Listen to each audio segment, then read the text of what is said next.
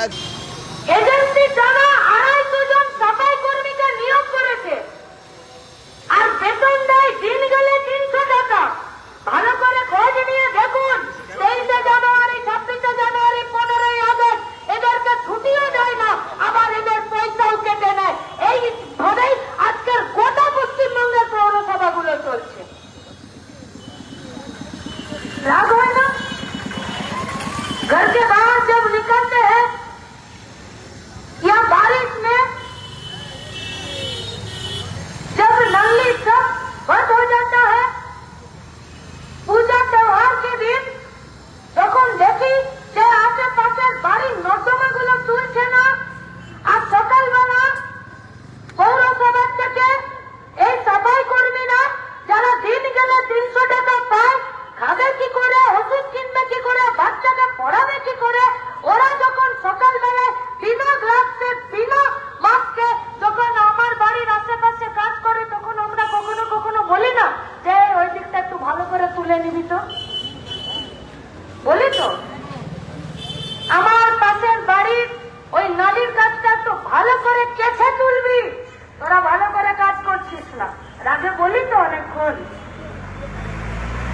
বাড়ির ভেতরে যদি নোংরা ফেলার লোক না থাকে, তাও তাদেরকে চেঁচিয়ে বলি যে কাল সুবা সুবা আ যানা, আর 20 টাকা বেশি নিয়ে যাবি, কিন্তু আমার বাড়ির নোংরাটা নিয়ে চলে যাবি। কিন্তু না, তো এই পৌরসভা একটা বার ভাবে যে তার বাড়িতে নোংরাটা পরিষ্কার হচ্ছে কিনা, আর সে খেতে পাচ্ছে কিনা, আর তার ভবিষ্যৎটা কি হবে। সাফাই কর্মীরা না বাঁচলে পশ্চিমবঙ্গ, উত্তরপাড়া, আমাদের এই হুগলি জেলা বাঁচবে না। এরা বলছে যে সব কুছ ঠিক है, সব চঙ্গা ঠিক, কোনো অসুবিধা নেই। কেন? স্যার বলেছেন চারিদিকে কসমেটিক ডেভেলপমেন্ট ভেতরে চারিদিকে আছে, গেট হচ্ছে, রং বেরঙের আছে, সেলফি জোন আছে, আই লাভ উত্তরপাড়া আছে না সেখানে আছে, মানে জনগণের জন্য আই লাভ উত্তরপাড়া। আর পৌরসভার 3টে কাউন্সিলর বাদে, 4টে কাউন্সিলর বাদে বাকিদের সব আমরা খাবো উত্তরপাড়া। আর বাকিদের জন্য আই লাভ উত্তরপাড়া, মানে ভালোবাসার সব থেকে জনগণ নেবে। তো জনগণকে, উত্তরপাড়াকে ভালোবেসে বাঁচানোর ঠিকাটাও আমাদেরকেই নিতে হবে। তাই লাল ঝান্ডা আজকে সকালে রাস্তায় নেমেছে। বলছে কোনো অসুবিধা নেই, বলছে তোমাদের খেয়ে কাজ নেই, চারিদিকে সিসি ক্যামেরা দেবার কথা বলছো, শ্মশানে টয়লেটের কথা বলছো। শ্মশানে লোক মরা পড়াতে যাবে না টয়লেট করতে যাবে? তোমাদের এমপি গুলো যদি পার্লামেন্টে গিয়ে সেখানকার আলোচনাতে না বসে বাথরুমে ঢুকে থাকে, তো শ্মশানে যাবার লোকগুলো বাথরুম যাবে না? যায়নি এরা?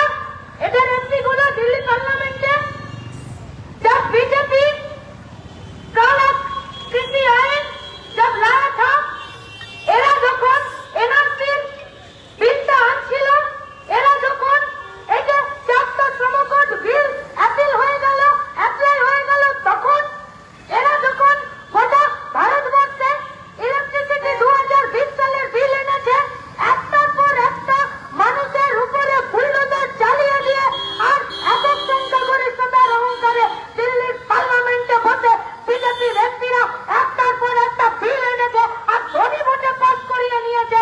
তখন যখন এদের এমপিদেরকে জিজ্ঞেস করা হয়েছে যে দাদা আপনারা কোথায় ছিলেন, দিদি আপনি কোথায় ছিলেন, ওই যে আমার না খুব বাথরুম পেয়ে গেছিল, তাই পার্লামেন্টে আমরা বাথরুম করতে গেছিলাম, হাসপাতালে বিল পাস হয়ে গেছে। আমি বলছি হাসি মত করার জন্য বলছি, বক্তৃতাতে দুটো তালি পাবে বলে বলছি। যখন মানুষের বিরুদ্ধে একটার পর একটা, কৃষকের বিরুদ্ধে, শ্রমিকের বিরুদ্ধে, সাফাই কর্মীর বিরুদ্ধে, সাফাই কর্মীরা তো শ্রমিক, সিসি ক্যামেরা যিনি লাগাবেন, যিনি রক্ষণাবেক্ষণ করবেন মিউনিসিপ্যালিটির ভেতরে, ওখানে বসে যারা প্রতিদিন সেগুলোকে মনিটরিং করবেন, পুলিশ থানার সাথে যখন যোগাযোগ করবে যে আমরা ওই সিসিটিভি ক্যামেরাতে দেখছি যে এই এলাকায় উপদ্রব বাড়ছে, তাহলে আগাম মেয়েদের সুরক্ষা নিরাপত্তা নিশ্চিত হবে না? চারটে টেকনিক্যাল সাউন্ড ছেলে মেয়েদেরকে এই পৌরসভার ভেতরে সিসিটিভিকে রক্ষণাবেক্ষণ করা আর তাতে কি ছবি পেল সেগুলোকে দেখভালের জিনিস পাওয়া যাবে না? পয়সা দেবো আমরা, ভোট দেবো আমরা, আই লাভ উত্তরপাড়া বলবো আমরা, আর তোমরা বলবে যে সব ঠিক আছে। জিজ্ঞেস করলো মেয়েদের নিরাপত্তা, বললো ঠিক আছে। নির্যাতন কমছে, চুরি চুরি ছিনতাই কমছে, নালী নর্দমা পরিষ্কার কমছে। বললো সবই যখন কমছে তো আমরা রাস্তায় কেন দেখতে পাচ্ছি না? তো বলেছিল একজন আমাদের অভিভাবক নেতা যে যখন বলবে কমছে তখন শুধু ওপরটা দেখবি না, নিচে হাত দিয়ে দেখবি যে কোথায় নেমেছে ওটা। উত্তরপাড়া শুধু নয়, এখানকার পৌরসভা তো আছে, গোটা পশ্চিমবঙ্গের সমস্ত পৌরসভা এবং গোটা পশ্চিমবঙ্গের আমাদের গোটা ব্যবস্থাতে, গোটা সিস্টেমে এরা যত বলছে পৌঁছে, আমরা যখন নিজে হাত দিতে যাচ্ছি দেখি হাতটা নিচ অব্দি পৌঁছাচ্ছে না। এটা মাটিতে শেকড় সমেত একদম নিজেদের জায়গা করে নিয়েছে। সেটা হলো মেয়েদের নিরাপত্তা নেই, মেয়েদের সুরক্ষা নেই, এদের উপরে নির্যাতনের বিরুদ্ধে বিচার নেই, আর সেই বিচার করার জন্য যে যথাযথ ব্যবস্থা গ্রহণ করা সেই গ্রহণের ব্যবস্থা নেই। নইলে একটা মিউনিসিপ্যালিটি পরিচালিত হসপিটাল সেটা নার্সিং হোম হয়ে যাইব। মাকলার ওদিকে 5টা ওয়ার্ডে বসতি, 3, 4, 10, 19 বড় বড় বস্তি এলাকা আছে। কি ইনকাম করে, কি খায়, ক টাকা সেভিংসে রাখতে পারে? করোনার সময় গোটা অর্থনৈতিক অবস্থা, গোটা সামাজিক অবস্থা, গোটা কালচারাল সিস্টেমটা একদম এক্সরে আমাদের সামনে বের করে রেখে দিল যে না, মানুষ ভালো নেই, ভবিষ্যতের জন্য জমাতে পারছে না। করোনাতে প্রথম দিন বাড়িতে থাকতে বললো, তারপরে আবার 7 দিন থাকতে বললো, তারপরে বললো যে অনির্দিষ্টকালের জন্য আমরা বাড়ি থেকে বেরোনো বন্ধ করে দিচ্ছি, সবাই নিজের নিজের বাড়িতে থাকবে। বলেনি? বলেছিল না দেশের সরকার? কেন? কি দেখতে পাওয়া গেল তখন?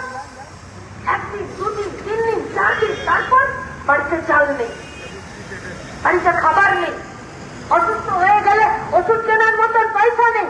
তার মানে এখানে একদম বুনিয়াদী ব্যবস্থা যে মানুষের হাতে ভবিষ্যতের জন্য পয়সা থাকছে না, যে আজ কামাতে না পারলে আর 4টা দিন চলে যাবে, কিন্তু 5 দিন থেকে আমি কি খেতে পাবো জানি না।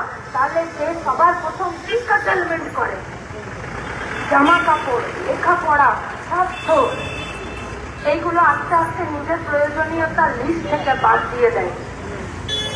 সেই ধরনের একটি ভারতবর্ষে পশ্চিমবঙ্গে একটি পৌরসভাতে যেখানে একটি হসপিটাল, সরকারি হসপিটাল, সেই হসপিটালটাকে পৌর পরিচালিত হসপিটাল, সেই হসপিটালটাকে টাকা পয়সার বিনিময়ে স্বাস্থ্য দেওয়ার জন্য জায়গা করে দিচ্ছে। তাহলে বিজেপি মডেল আর তৃণমূলের একটি সরকারি হেলথ সেন্টারকে, হসপিটালকে একটি নার্সিং হোমের মতো জায়গায় নিয়ে চলে যাওয়া, দুটোর মধ্যে কোনো তুল্যমূল্য ফারাক আছে? আছে ফারাক? তাহলে তো ঘুরপথে তাই হয়ে গেল। আমরা স্বাস্থ্যসাথীর বিরোধিতা করছি না, কিন্তু সরকারি হসপিটালে, পৌর পরিচালিত হসপিটালে সেখানে যদি স্বাস্থ্যসাথীর কার্ড জমা দিয়ে বেড পেতে হয়, তাহলে এটা সরকার পরিচালিত কিসের? যেখানে বেড আছে সরকারি, যেখানে ডাক্তার থাকবে সরকারি, যেখানে একটি ওষুধের দোকান থাকবে, ওষুধ থাকবে সরকারি, ব্লাডের ব্যবস্থা থাকবে সরকারি, নার্সিং স্টাফ থাকবে সরকারি, ওয়ার্ড বয় থাকবে সরকারি, অ্যাম্বুলেন্স থাকবে সরকারি, আর তার জন্য আপনার আমার ব্যাটের টাকা ট্যাক্সের মাধ্যমে দেশের এবং রাজ্যের স্বাস্থ্য দপ্তরের কাছে পৌঁছাচ্ছে। তারপরে কেন আলাদা করে বাজেট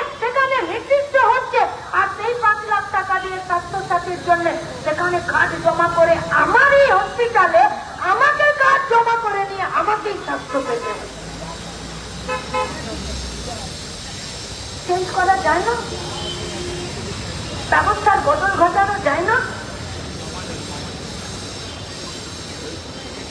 আমাদের সরকারি বা সরকারের বা পৌরসভা পরিচালিত অ্যাম্বুলেন্স, ওয়ার্ড বয়, সাফাই কর্মী, হসপিটালের ভেতরে যারা ছোটখাটো কাজ করবে, ডাক্তার, নার্স, কত চাকরি হয় সরকারি, যেন হাত তুলে নিচ্ছে, যেন হাত তুলে নিচ্ছে রাজ্যের সরকার, যেন হাত তুলে নিচ্ছে শহরি আরবানের মিনিস্টাররা, কেন হাত তুলে নিচ্ছে পশ্চিমবঙ্গের যারা এই পৌর পরিচালিত ব্যবস্থাকে ঠিক করার জন্য বাজেট ঠিক করছে তারা? আমরা আপনাদেরকে জিজ্ঞেস করছি, গোটা উত্তরপাড়ার এই পৌরসভার অভ্যন্তরে যে 24টা ওয়ার্ড আছে, সেই 24টা ওয়ার্ডের নাগরিকরা যারা ভোট দিয়েছেন, যাকে খুশি ভোট দিন, তুলে ভোট দিন, বাজারে ভোট দিন, সেখানে খুশি ভোট দিন, কিন্তু ভোট তো দিচ্ছেন। আমরা আপনাদেরকে জিজ্ঞেস করছি, কি বলেছিলেন পশ্চিমবঙ্গে বামফ্রন্টের সরকার? যে রাইটার্স থেকে পশ্চিমবঙ্গ পরিচালিত হবে না। কি করে হবে? শহরের ওয়ার্ড কমিটি এবং গ্রামের গ্রাম সংসদ।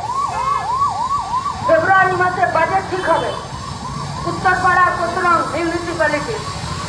এই বাজেটে কোন ওয়ার্ডে নালী সাফাই হবে, কোন ওয়ার্ডে হেলথ সেন্টারের কাজ ঠিক করে হবে, কোন ওয়ার্ডে টোটো স্ট্যান্ড বানাতে হবে, কোন ওয়ার্ডে এলাকাতে নিজেদের সিসিটিভি দিতে হবে, কোন ওয়ার্ডে একটি পাবলিক টয়লেট বানাতে হবে।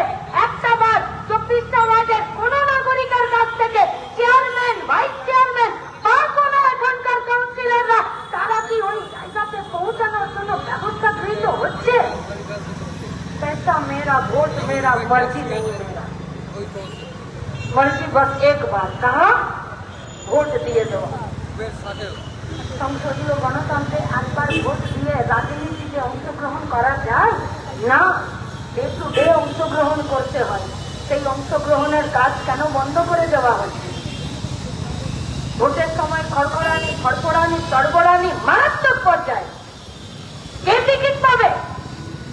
কার কত পয়সা সে টিকিট পাবে? কে নিজের ওয়ার্ডে কত খরচা করতে পারে ভোটের আগে, সেই ধরনের টিকিট বিলি হবে। এতদিন এলাকার কিছু মানুষরা টিকিট পেত, আর সেখানে ফান্ডিং করাতো এই সমস্ত ছাত্রদেরকে। দিনে গোটা পশ্চিমবঙ্গে ব্যবস্থা পাল্টে যাচ্ছে। এখানেও আজকে যারা কাউন্সিলর হয়েছেন সরকারি পক্ষের, তাদের মূল কাজ হয়েছে প্রথমে প্রমোটারি করা, সেকেন্ড কাজ হয়েছে পৌরসভা পরিচালনা করা।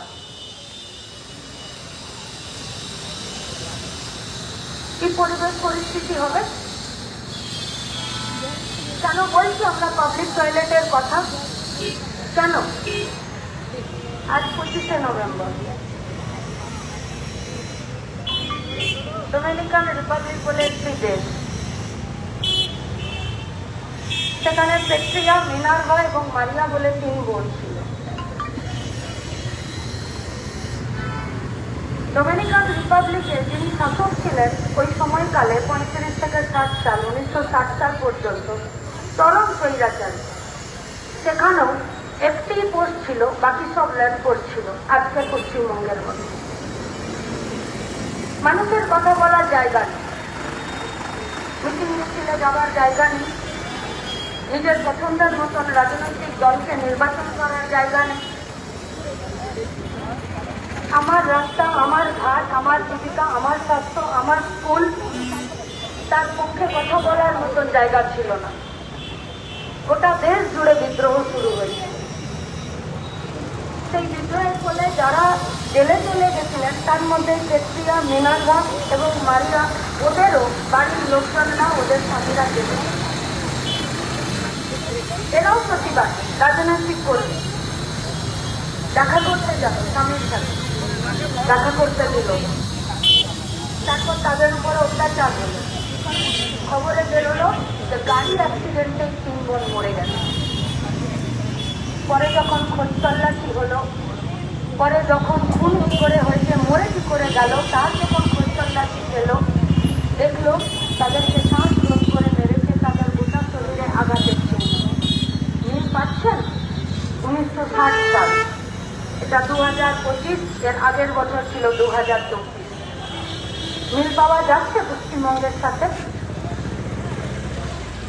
দুর্নীতির বিরুদ্ধে কথা বলা, আবাস যোজনার জন্য কথা বলা, 100 দিনের কাজের জন্য কথা বলা, নিজের অধিকার, নিজের টয়লেট, নিজের সিসিটিভি, নিজের সুরক্ষা, নিজের হসপিটাল, নিজের স্কুলের জন্য কথা বলা, আক্রমণ মারবে,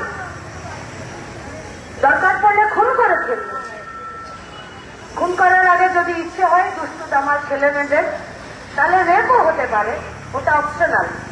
মুড যদি থাকে তাহলে রেপও হয়ে যাবে। কারণ এই পশ্চিমবঙ্গের সরকার মেয়েদের জীবনের এবং ইজ্জতের দাম অব্দি ঠিক করেছে যে রেপ হয়ে গেলে বয়সের অনুযায়ী তারা তাদের ক্ষতিপূরণ পাবে। তাই 1960 সালের পর 2000 সালে গোটা বিশ্বতে আজকের দিনটিকে 25শে নভেম্বরকে বেছে নেওয়া হয়েছিল যে মেয়েদের বিরুদ্ধে সহিংসতা নির্মূল করার একটি দিন হিসাবে আন্তর্জাতিক স্তরে গোটা দুনিয়া জুড়ে আমরা আজকে উদযাপন করব, আজকে পালন করব।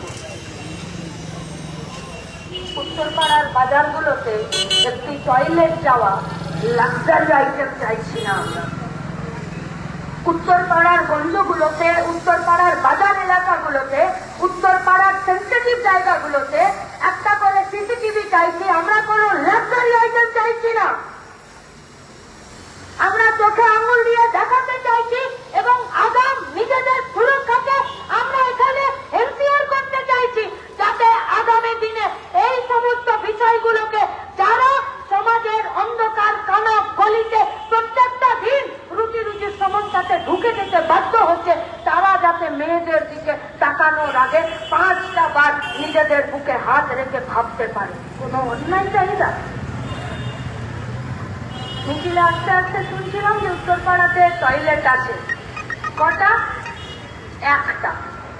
আমাদের গায়ে বলে সবে ধন নীলমণি, তাহলে তোদের গোটা উত্তরপাড়া ওই একটা বাথরুমেই বাথরুম যায়? বলছে না না, এসব কি বলছো গো, একটা বাথরুমে কি সবাই যায়?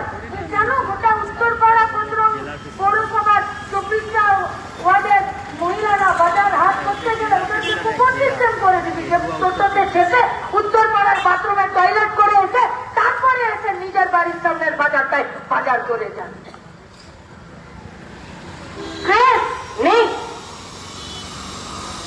এই যে ওয়ার্ডে আমরা আছি, এখানে এই ওয়ার্ডের পিছন দিকটাতে খেলার মাঠ, উত্তরপাড়াতে একটা জনশুনানি করতে পারে না যে আপনারা যদি আমাদেরকে একটা জায়গা দেন তাহলে সেখানে আমরা একটা হেলথ সেন্টার বানাবো। তার মানে উত্তরপাড়াতে হেলথ সেন্টারের প্রয়োজনীয়তা আছে। কোথায় প্রয়োজনীয়তা আছে? ওই খেলার মাঠটাতে খুঁটি পুঁততে এসেছিল এলাকার তার জন্য তৈরি হচ্ছে।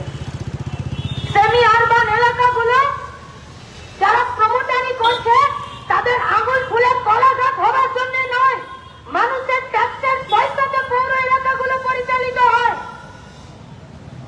আমাদের পরিষ্কার কথা, দুটো কলেজ আছে, 10টা সরকার এদের স্কুল আছে।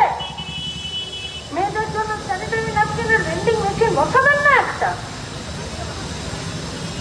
কোথায় কোথায় এরা যে সরকার যে রাজনৈতিক দলটা পরিচালনা করছে দুনিয়াতে কোথায় কোথায় প্রাইজ পেয়ে আসছে না?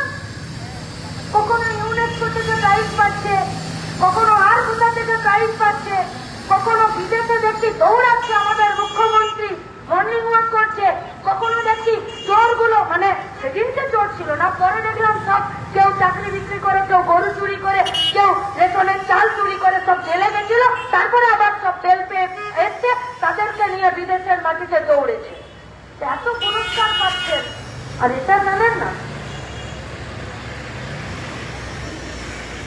যে আজকের গোটা ভারতবর্ষে, গোটা দুনিয়াতে, বিশেষত তৃতীয় বিশ্বের দেশ এবং এই ভারতবর্ষে এবং পশ্চিমবঙ্গে যেখানে বস্তির সংখ্যা বেশি, যেখানে নালী নর্দমা পরিষ্কার করার লোক কম,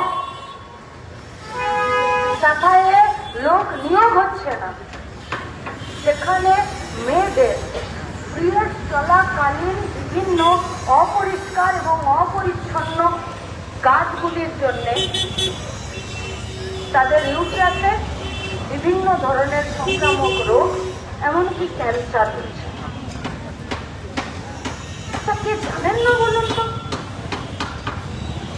গোটা পশ্চিমবঙ্গে রেড বলছে 35 বছরের উপরে মেয়েদেরকে একটি সময় পর তাদের পিরিয়ডসের সমস্যার জন্য তাদের ইউট্রাস থেকে বাদ দিতে হচ্ছে, এবং এটা সব নার্সিংহোমের আজকে একটি সব থেকে ভিড়ের অপারেশনের জায়গা। কে জানেন? সেখানে গরিব যারা রাজমিস্ত্রিদের সাথে কাজ করছেন, রোড কনস্ট্রাকশনের সঙ্গে যারা কাজ করছেন, যারা এই রাস্তাতে পথে হাতে বসে সবজি বিক্রি করছেন, একটু বেলা হয়ে গেলে তাদের মাছটা, বেগুনটা, শাকটা আমরা কম পয়সাতে চাই, যে তোমার তার বিক্রি হবে না, দিয়ে দাও এটা কম পয়সাতে। একবার ভাবছি যে সকালবেলায় যারা দুধ, ডিম, মাছ নিয়ে গোটা উত্তরপাড়ার 24টা এই ওয়ার্ডের বাজারগুলোতে যে মহিলারা প্রত্যেক দিনের আমাদেরকে শাকসবজি যোগান দেবার জন্য বসছে, তারা কোথায় ভেন্ডিং মেশিনের দ্বারা, ফ্রি ভেন্ডিং মেশিনের দ্বারা বা ভেন্ডিং মেশিনের দ্বারা তারা কি করে স্যানিটারি ন্যাপকিন পাবে? তারা কোথায় বাথরুম যাবে? লোকের বাড়িতে পরিচারিকার কাজ করতে যাচ্ছে, এখানে ছুটছে, ওখানে ছুটছে, মাইক্রো ফিন্যান্সের লোন নেবার জন্য ছুটছে, কিস্তি দেওয়ার জন্য ছুটছে, রাস্তায় দাঁড়িয়ে সিভিক মহিলা ভলেন্টিয়াররা কাজ করছে, তাদেরকে কোথাও যেতে হবে না? তাহলে যে গোটা পশ্চিমবঙ্গের সাথে সাথে উত্তরপাড়াতে মেয়েদেরকে সব থেকে বেশি মৃত্যুর মুখে ফেলে দিচ্ছে সরকারের একটি অপরিকল্পিত তাদের পরিকল্পনা। কথাগুলো কঠিন লাগছে, অথচ মিউনিসিপ্যালিটি তৈরি হয়েছিল এগুলোর জন্য। Panchayat, area authority, notified, municipality, corporation, উন্নতি, গ্রাফ উঠবে, গ্রাফ উঠবে। পঞ্চায়েতের গ্রামে কেউ সুলভ শৌচালয়ের জন্য দাবি করে না। আজকে পশ্চিমবঙ্গের এতগুলো মিউনিসিপ্যালিটির মধ্যে উত্তরপাড়া প্রচলনে মেয়েদের ব্রিগেডের মাধ্যমে জমায়েত করে মেয়েদের কাছ থেকে আমরা দাবি নিয়েছিলাম যে তোমরা বলো যে উত্তরপাড়াতে মেয়েদের জন্য কাজ করতে গেলে কি কি করতে হবে। সেখানে মেয়েদের ব্রিগেডে হাজারের উপরে উপস্থিতিতে তারা বলেছিলেন যে উত্তরপাড়াতে বাজার হাট করতে গেলে আমাদের একটা পাবলিক টয়লেট নেই। দেখুন, আর চাইনি, চাকরি চাইনি, প্রত্যেক দিনের ভাতের যোগান চাইনি, মেয়ের বিয়ের জন্য 50,000 টাকা চাইনি, বাড়ির ঘর সব ছেড়ে দিতে হবে তার জন্য 2 লাখ টাকা চাইনি, নিজের একটা বিজনেস করতে হবে তার জন্য 5 লাখ টাকার লোন চাইনি। কি বলেছে? বলেছে একটা পাবলিক টয়লেট করে দিন, পয়সা দিয়ে যাবো। কি চেয়েছে? বলেছে বাচ্চাদেরকে রেখে একটা বেডের ব্যবস্থা করে দিন। আমরা যারা কাজ করি, আমরা যারা সবজি বেচি, আমরা যারা লোকের বাড়িতে কাজ করতে যাই, হায়ার সেন্টারে কাজ করতে যাই, আমরা যারা কলকাতাতে বা অন্য কোনো শহরে গিয়ে কাজ করতে যাই, আমরা যারা ছোট ছোট কাজের সাথে যুক্ত, আমাদের বাচ্চাগুলোকে রাখার একটা ক্রেশের ব্যবস্থা করে দিন। কি চেয়েছে? বলেছে রোজগার দিয়ে আমরা আমাদের দিন চালাতে পারছি না। উত্তরপাড়ার 24টা ওয়ার্ডের বস্তি এলাকাগুলোতে মাইক্রো ফিন্যান্সের টাকা দাবি বাড়ছে। নিজের পছন্দের মতন খাবার খেতে পারছে না, নিজের ইচ্ছা মতো বাড়িটাকে একটু সারিয়ে নিতে পারছে না, নিজের ইচ্ছা মতো বাড়িতে একটা নতুন কাজ করতে পারছে না, খাওয়াতে সেটেলমেন্ট করতে হচ্ছে। আর সেখানে দোকান দিতে উত্তরপাড়ার বস্তিগুলোতে, মধ্যবিত্ত এলাকাগুলোতে, গরিব এলাকাগুলোতে মাইক্রো ফিন্যান্সের লোকেদের দৌড় আর টেলি প্যাসেঞ্জারি বেড়েছে। প্লাস্টিকে একটা আধার কার্ডের জেরক্স, একটা ভোটার কার্ডের জেরক্স, একটা ব্যাংক অ্যাকাউন্ট, 2 কপি ছবি আর একটা ব্যাংকে ঋণ নেবার জন্য একটা ফর্ম ছুটছে। 30,000 টাকা লোন, 50,000 টাকা লোন, 8 লাখ টাকার লোন, সেই লোন ফেরত দিতে হবে মাসে, सप्ताहे, किस्ती से ना देता पाले घर में बाउंसर आ जाएगा, मारेगा, पीटेगा, धमकाएगा। किसके पास जाएगा? किसके पास? महिला सब, औरत सब किसके पास जाएगा कि देखिए बाउंसर आ रहा है और हमको मार के धमका के जा रहा है। पुलिस के गेले पुलिस नेबे डायरी সত্যিকারের মারধর হলে, রেপ হলে পুলিশ বলে যে থানার বাইরে বড়তলাতে বসে অ্যাডজাস্ট করে নাও, রেপিস্টের সঙ্গে টাকা পয়সা নিয়ে মিটমাট করে নাও। আর যেখানে আমি ফর্ম ফিল আপ করে 30 থেকে 2 লাখ টাকা লোন নিয়েছি, সেই লোনের কিস্তি না দিতে পারলে বাউন্সার এসে যখন আমাকে বাড়ি বয়ে ধমকি আর মেরে যাবে, পুলিশ আমার অভিযোগ নেবে? সেই সিস্টেম আছে পশ্চিমবঙ্গে? থানার বড়বাবুর এত বড় কলেজে আছে যে মাইক্রো ফিন্যান্সের যিনি হেড হবেন তার বিরুদ্ধে একটা এসপিরিসের একটা নোটিশ পাঠিয়ে দেবে যে 24 ঘন্টার মধ্যে থানায় এসে দেখা করে যান যে আপনার বাউন্সার আমি ভিডিও করছি, তুমি উপরে চলে যাও, ওই মহিলাকে উপরে ডাকছে, চলে যাও। কিস্তি বাকি ছিল বলে তাকে ধমকে দিয়ে গেছে। ডেপুটেশনটা দিচ্ছে, ছবিটা তুলে নিয়ে আসো, যাও না। কে দেখাশোনা করবে? স্যার বলছিলাম না প্রচুর কসমেটিক ডেভেলপমেন্ট হয়েছে, উন্নয়ন হয়েছে, চারদিকে লাইফ। রঞ্জন দা, রাকেশ চলে গেল, যাও না। মানুষের তুমি যাও না, আমি আছি তো। মানুষের ভবিষ্যৎকে নিশ্চিত করার, তার সামাজিক সুরক্ষা, তার মানুষ হিসাবে বেঁচে থাকার যে বুনিয়াদী কথাগুলো, এই কথাগুলো কেমন যেন উপরে যাচ্ছে। ভোটের সময় হ্যাঁ হয়তো দাঁড়িয়ে আছে, তবু গেলে না। সবাই বলে ওদের হাতে ভোট থাকে, ওদের হাতে সরকার আছে, ওরা এসে ফিরিস্তি দিয়ে যায়। একদিন প্রশাসনিক মিটিং করবে, পিএফ পেনশনে যারা এখানে পয়সা জমা করবে তারাও আসবে, যারা সেলফ হেল্প গ্রুপে থাকবে তাদেরকেও জোর করে আসতে হবে, যারা স্বাস্থ্যসাথী পাবে তাদেরকেও আসতে হবে, যারা রূপশ্রী কন্যাশ্রী পাবে তাদেরকেও আসতে হবে, সরকারি স্কুল কলেজে যারা বিভিন্ন স্কলারশিপ পাবে তাদেরকেও আসতে হবে।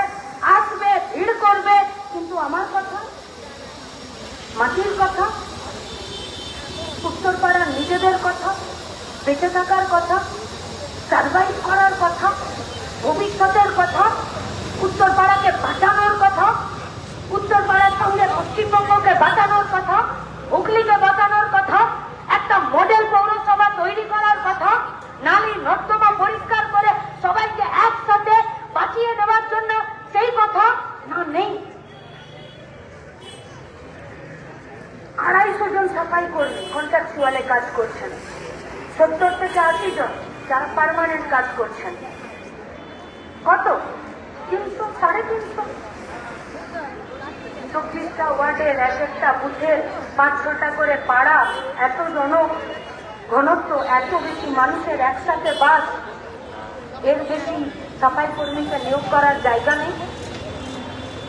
কোথায় অ্যালাউ হবে? ফেব্রুয়ারি মাসে বাজেট হবে, আর এই ডিসেম্বর মাসে কি কি কাজ করলো তার জন্য হিসাব দেবে। একজন হাত তুলে বলুন যারা এখানে বিভিন্ন পৌরসভার ওয়ার্ড থেকে এসেছেন, যে আপনার পৌরসভাতে কোন একটি ওয়ার্ডে, কোন একটি বুথে, কোন একটি ওয়ার্ড কমিটিতে, আপনার পৌরসভা এলাকায়, আপনার ওয়ার্ডে কি খরচ হলো এবছর, সারা বছর কত টাকা খরচ হলো, কত টাকা বাজেট আলোট হয়েছিল, আর কত টাকা বাঁচলো, জানতে পারেন? আপনি পারেন জানতে?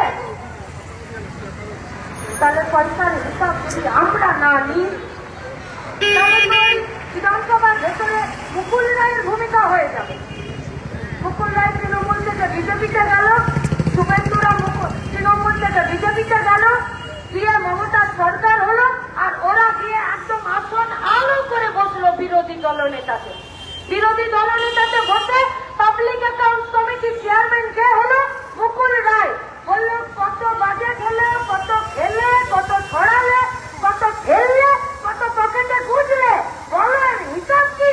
মুকুল রায়কে জিজ্ঞেস করা হলো যে আপনি হিসাব হিসাব নিলেন, বললো সব ছাড়ো, এখন আমার এক কানে জোড়া ফুল আর এক কানে পদ্ম ফুল, যে তৃণমূল সেই বিজেপি, তাই হিসাব নেবার জায়গা নেই।